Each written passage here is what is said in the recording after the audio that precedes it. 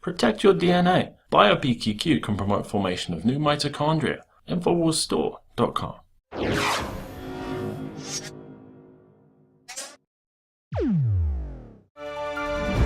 We're suffering a constitutional crisis here in the United States of America. We've seen President Obama saying he has his pen, he has his phone, and he's going to act with or without the consent of Congress. We have the article on Infowars.com. Globalists applaud Obama's amnesty, war on Constitution. An article published today on the CFR.org said Obama did the right thing by running around Congress to enact amnesty for illegals despite accusations of an imperial presidency, and encourage him to sign more executive orders on climate change. The political calculus is clear enough. Most of those who will acquire legal status are likely over time to vote for Democrats, unless the Republican Party can reinvent itself as more inclusive and representative. And speaking of these executive orders, we have also seen President Obama come out and say that he'll sign executive orders to keep police accountable in the light of the things going on in Ferguson, Missouri. I'm very skeptical of this because even if he does put the body cameras on these guys, as I talked about earlier, it's the DOD, it's the Pentagon that's giving these guys all this equipment and all this training to do the things that they do in the first place. Let's go back to the article. The CFR, which can best be described as a shadow government due to its extensive invitation-only membership of the U.S. and world leaders, has long advocated a North American Union designed by the Trilateral Commission, which would combine the U.S., Mexico, and Canada into a political entity at the expense of both U.S. national sovereignty and also individual rights. And that's what they want to do. You know, we've seen the Republicans that came out and they cheerleaded and they said, yeah, we're doing a great job after the midterm elections. Of course, we don't fall into that left-right paradigm, but I was hoping they'd have at least some type of check and balance on the Democrats, but that has not proven to be the case. And they're also having a bit of a infight in the GOP. Conservatives scoff at Boehner deal. These hardline Republicans are already expressing their dissatisfaction with the plan outlined by Speaker John Boehner during a closed-door meeting Tuesday morning. Instead of a spending bill that keeps the government funded through September with a chance to review the Department of Homeland Security's funding in March, the lawmakers want to pass a much shorter resolution. Senate GOP leader Mitch McConnell has largely deferred to the House, declined to say what they should do, and emphasizing twice on Tuesday that there will be no shutdown and that he's likely to support whatever Boehner can pass. Senate GOP hardliners, though, think it won't work. So it's trouble in paradise. They had the huge wins back in the midterm, and now they're fighting already. And to talk more about this, we have Alex Jones on The Alex Jones Show. How big a deal is this? I mean, this really is the end of the Republic, the end of Congress. There's been a lot of signposts on this road to perdition, but I don't think I have strong enough words for the constitutional crisis we're in, where on guns, UN treaties, our military, our power plants, our borders, why even have a Congress if the president is able to do this? This is unprecedented. Phyllis Schlafly, as a constitutional lawyer, where are we right now? Well, Alex, you're absolutely right in what you said. And there are several items that you pointed out that I haven't seen in any other news media.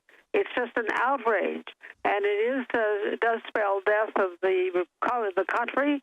Obama's attempt to fundamentally transform us, as he promised when he went into office.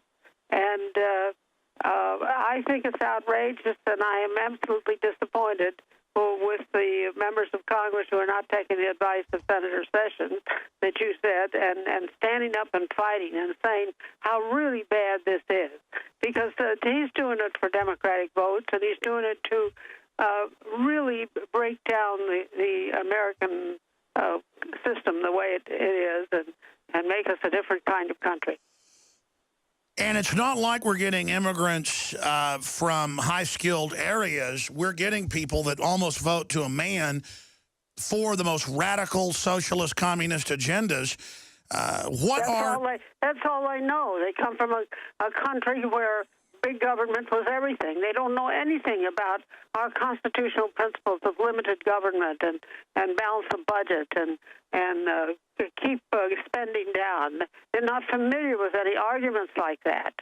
And so it's just an outrage, and I'm so disappointed in the Republicans in Congress who are not standing up and yelling and screaming about what he's doing.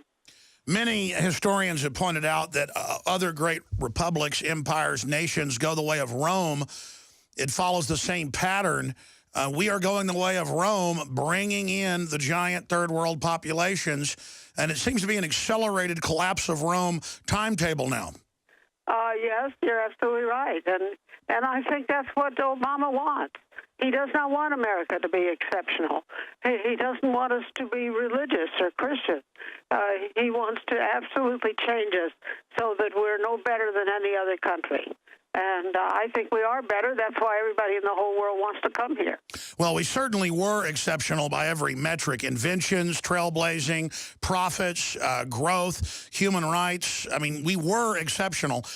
Now I think we're kind of a paradox of some exceptionalism, but also a lot of exceptional corruption, exceptional bizarro behavior.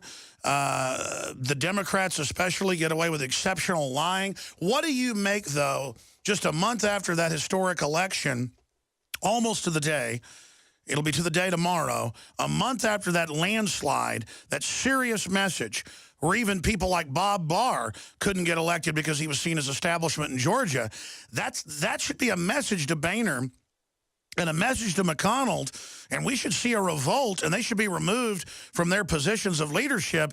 I mean, we need to see that happen, don't we, Phyllis? Well, we certainly do. Unfortunately, I don't see it happening because of certain collegiality that goes on in the House of Representatives. But Tea Parties, and of course, media have smeared the Tea Parties, who are the big opposition to Boehner in the House. But it's so important that they rise up and that the American people, the grassroots, realize that the fight today is within the Republican Party. And that's why I wrote my book, A Choice, Not an Echo. It's the fight between the so-called establishment, the people we used to call the Rockefeller Republicans, and now we call them the Rhinos or establishment, Republican in name only. But in any event, it's the money people who want to bring in the cheap labor, who want to make us play on the global stage, and Obama wants to be a globalist instead of an American. And we American people have just simply got to rise up, and the only one who's speaking real good sense on it is Senator Sessions. That's right. Rand Paul has said that it's clearly unconstitutional, but it's so clearly, separately from the immigration and North American Union aspects of this, we've never seen a president act this unilaterally. When Reagan and Bush Sr. did limited legalizations or amnesties, which I don't think were good to begin with, it was in line with Congress and laws they just passed, not when they were at loggerheads and against the will of the American people and common sense.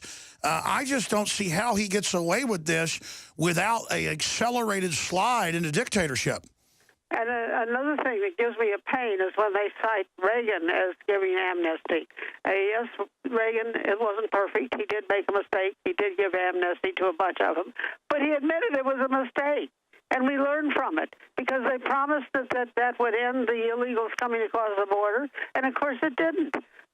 More and more came because they got a free pass into the U.S. And so we ought to learn from our mistakes. That's right. But even though Reagan said it was a mistake, he was working with Congress, is my point.